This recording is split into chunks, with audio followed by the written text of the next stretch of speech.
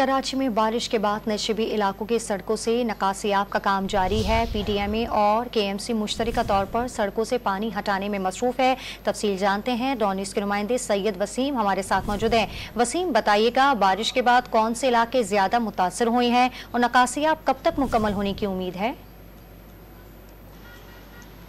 जी बिल्कुल, कराची में गुज़िश्ता रात होने वाली तेज़ बारिश के बाद जो मुख्तलिफ नशेबी इलाके हैं जहाँ पर पानी जमा हुआ था वहाँ पर पानी निकालने का भी सिलसिला जारी है। पीटीएमए और केएमसी के अहलकार अपनी मशीनरी के हमरा मुख्तलिफ मकामात से पानी की निकासी के लिए भी इक़दाम करते नज़र आ रहे हैं।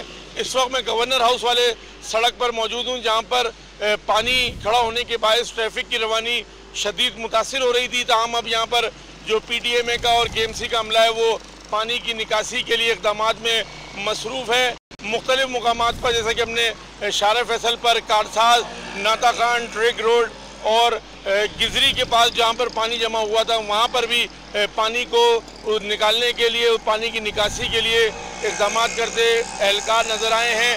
और कारसाज पर जहाँ पर शार फैसल पर शदीद ट्रैफिक की रवानी मुतासिर हो रही थी वहाँ से भी पानी निकाल दिया गया और अब ट्रैफिक की रवानी काफ़ी हद तक बहाल होना शुरू हो गई है। इसी तरीके से ज़िला वस्ती में और ज़िला कोरंगी और ज़िला मलीर के भी मुख्तलिफ मकामात पर पानी जमा है। एयरपोर्ट के पास भी पीटीएमए का अमला जो है वो डिप्टी कमिश्नर मलीर की जानिब से कायम करदा टीम के साथ जो है वो ताउन करते हुए एयरपोर्ट के पास पानी जमा था वहाँ से भी पानी निकालने के लिए इक़दाम जारी हैं। जी जारी हैं। तफसील हमें अपडेट कहते सैयद वसीम, आपका बहुत शुक्रिया।